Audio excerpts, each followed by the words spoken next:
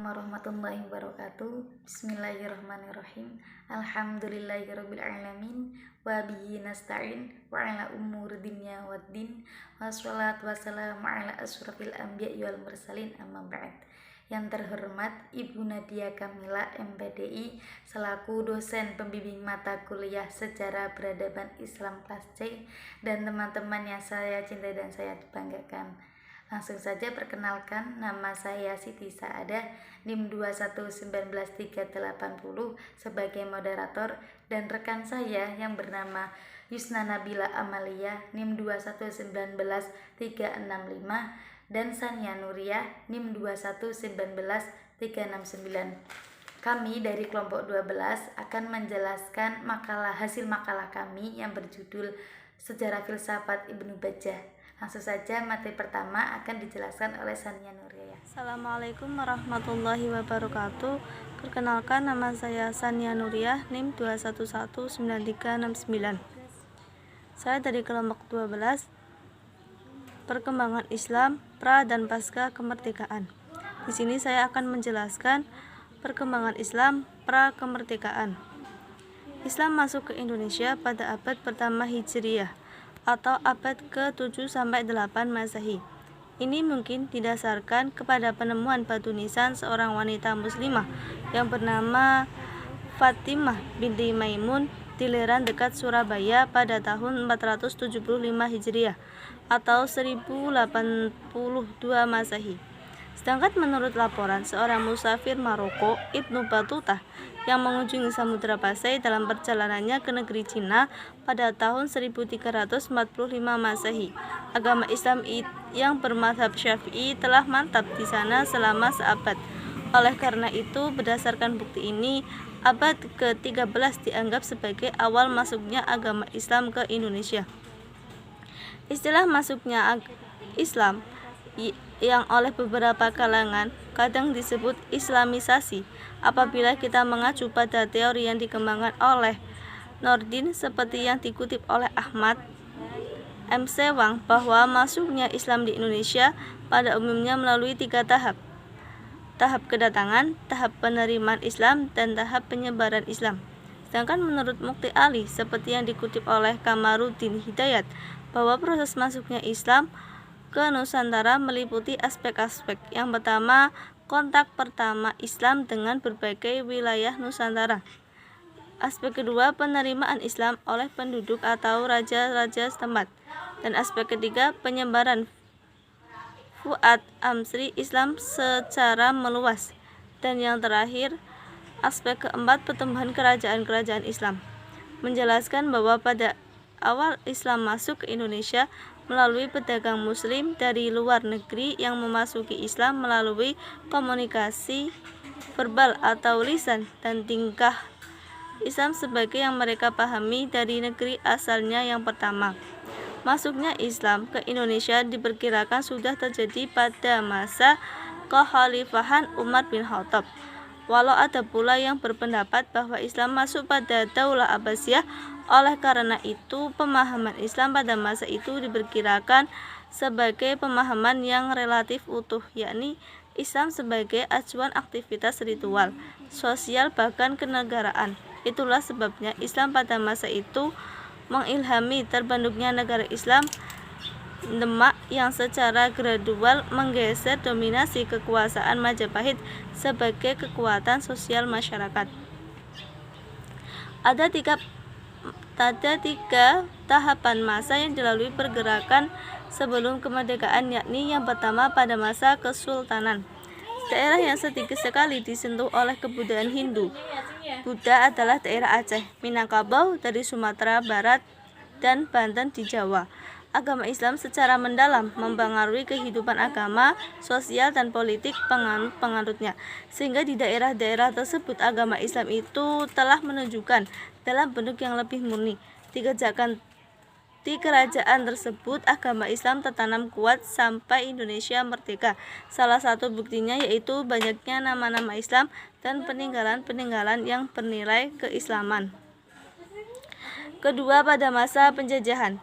Dengan datangnya pedagang-pedagang barat ke Indonesia yang berbeda watak dengan pedagang-pedagang Arab, Persia, dan India yang beragama Islam, kaum pedagang barat yang beragama Kristen melakukan misinya dengan kekerasan, terutama dagang teknologi persenjataan mereka yang lebih unggul daripada persenjataan Indonesia.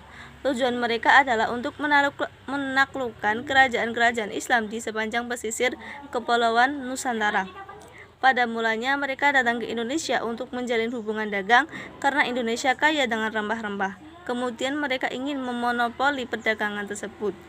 Waktu itu kolonial belum berani mencampuri masalah Islam karena mereka belum mengetahui ajaran Islam dan bahasa Arab, juga belum mengetahui sistem sosial Islam. Pada tahun 1808, pemerintah Belanda mengeluarkan instruksi kepada para bupati agar urusan agama tidak diganggu dan pemuka-pemuka agama dibiarkan untuk memutuskan perkara-perkara di bidang perkawinan dan kewarisan. Yang ketiga, pada masa kemerdekaan. Terdapat asumsi yang senantiasa melekat pada setiap penelitian sejarah bahwa masa kini sebagai dibentuk oleh masa lalu dan sebagian masa depan dibentuk hari ini. Demikian pula halnya dengan kenyataan umat Islam Indonesia pada masa kini, tentu sangat dipengaruhi masa lalunya. Islam di Indonesia telah diakui sebagai kekuatan kultural, tetapi Islam dicegah untuk merumuskan bangsa Indonesia menurut versi Islam. Sebagai kekuatan moral dan budaya, Islam diakui keberadaannya, tapi tidak pada kekuatan politik secara real nyata di negeri ini. Seperti hanya pada masa penjajahan Belanda, sesuai dengan pendapat Shokronya, Islam sebagai kekuatan ibadah, sholat atau sholat soal haji perlu diberi kebebasan, namun sebagai kekuatan politik perlu dibatasi. Perkembangan selanjutnya pada masa Orde Lama, Islam telah diberi tempat tertentu dalam konfigurasi, bentuk atau wujud yang paradoks, terutama dalam dunia politik. Sedangkan pada masa Orde Baru, tampaknya Islam diakui hanya sebatas sebagai landasan moral bagi pembangun bangsa dan negara. Terima kasih. Wassalamualaikum warahmatullahi wabarakatuh. Materi selanjutnya yaitu peradaban Islam pasca kemerdekaan. Yang pertama, pada masa Orde Lama, sejak tahun 1950 sampai 1955, PNI dan Masyumi terlibat perselisihan mengenai peran Islam dan peran komunis, tetapi kalangan Muslim sendiri saling berseberangan. Misalnya pada tahun 1952 NU menarik diri dari Masyumi dan menjadi partai politik yang mandiri. Terjadi pula perselisihan antara kaum tua dan kaum muda dan antara Muhammadiyah dan NU mengenai orientasi keagamaan. Pergolakan yang tidak terselesaikan antara beberapa partai politik mengantarkan sebuah pemilu pada tahun 1955. Pemilihan umum tahun tersebut mengkonsolidasikan bentuk baru ideologi Indonesia dan organisasi sosial, bahkan mengembangkan sebuah kelanjutan dari masa lalu yang nyata Indonesia. Sejak masa itu sampai sekarang, beberapa partai Muslim telah berjuang untuk menyadari bahwa meskipun Indonesia secara mayoritas adalah sebuah masyarakat Muslim, namun partai Muslim merupakan sebuah minoritas politik. Perdebatan mengenai hasil perundangan terakhir Piagam Jakarta terus berlanjut hingga periode pasca kemerdekaan dan menjadi gerakan-gerakan separatis. Perkembangan Islam pada masa Orde Lama. Masa berlakunya UUD 1945,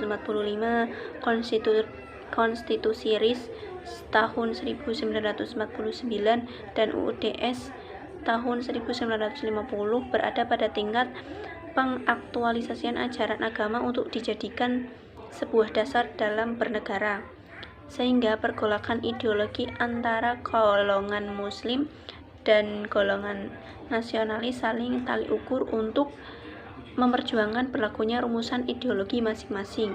Sedangkan pada demokrasi terpimpin yaitu tahun 1959 sampai 1966, golongan Islam mendapat tekanan melalui dominasi peranan golongan komunis yang membonceng kepada pemerintah. Yang kedua, pada masa Orde Baru, munculnya Orde Baru dianggap sebagai kemenangan bagi umat Islam karena ada andil dalam pembentukannya, sehingga umat Islam menaruh banyak harapan pada pemerintah, khususnya kesempatan untuk berkiprah di bidang politik. Awal tahun 1970-an merupakan periode penting bagi perkembangan Islam di Indonesia. Menjelang diadakannya pemilu pertama pada masa Orde Baru, Nurcholish Madjid sebagai intelektual menggagas perlunya pembaruan pemikiran dalam Islam. Gagasan tersebut menunjukkan secara jelas penolakan terhadap pandangan yang menjadikan Islam sebagai landasan ideologi politik. Yang ketiga, pada masa reformasi, runtuhnya Orde Baru pada tahun 1998 bersamaan dengan munculnya berbagai gerakan sosial. Reformasi yang digulirkan memunculkan peluang kepada kalangan Islam untuk meraih kekuasaan dan membangun umat Islam Indonesia. Umat Islam seakan berlomba-lomba mendirikan partai Islam. Total waktu itu ada 48 partai yang mengikuti pemilu tahun 1999, termasuk di dalamnya partai-partai Islam. Pada era ini juga mendorong kembali para ulama dan kiai untuk kembali aktif di dunia politik dengan terjun langsung untuk memenangkan partai tertentu sesuai dengan posisinya. Kondisi umat Islam yang dikotak-kotakkan dengan kepentingan politik menyebabkan umat Islam tidak memenangkan pemilu tersebut. Nah, belajar dari kekalahan tersebut, kalangan Islam mencoba bersatu dalam pemilihan presiden.